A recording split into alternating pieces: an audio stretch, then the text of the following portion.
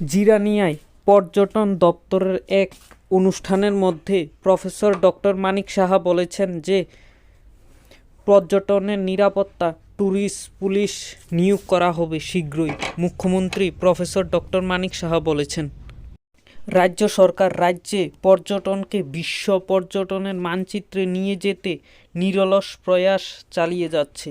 কেন্দ্র ও রাজ্য সরকার বিভিন্ন প্রকল্পকে কাজে লাগিয়ে ঢেলে সাজানো হচ্ছে পর্যটন কেন্দ্রগুলোকে। সেই সাথে নতুন নতুন প্রকল্প কাজেও হাত লাগানো হচ্ছে।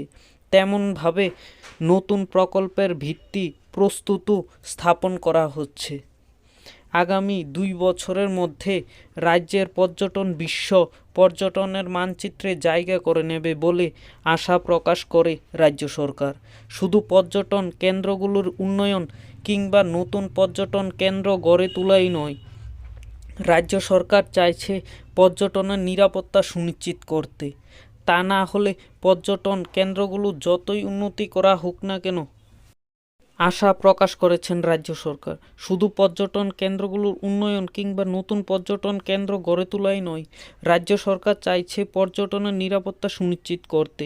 তা না হলে পর্যটন কেন্দ্রগুলো যতই উন্নতি করা হোক না কেন কিংবা যতই নতুন পর্যটন কেন্দ্র গড়ে তোলা হোক না কেন পর্যটন শিল্পের প্রসারণ কিন্তু সম্ভব হবে না।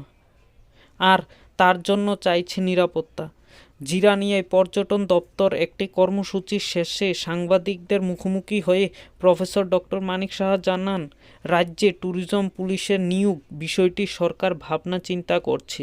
রাজ্য পুলিশ যে স্পেশাল এক্সিকিউটিভ নিয়োগ করবে সেখান থেকে যোগ্যতাদের ট্যুরিস্ট পুলিশ হিসাবে নিয়োগ করা হবে। বিষয়টি সরকারের ভাবনায় রয়েছে।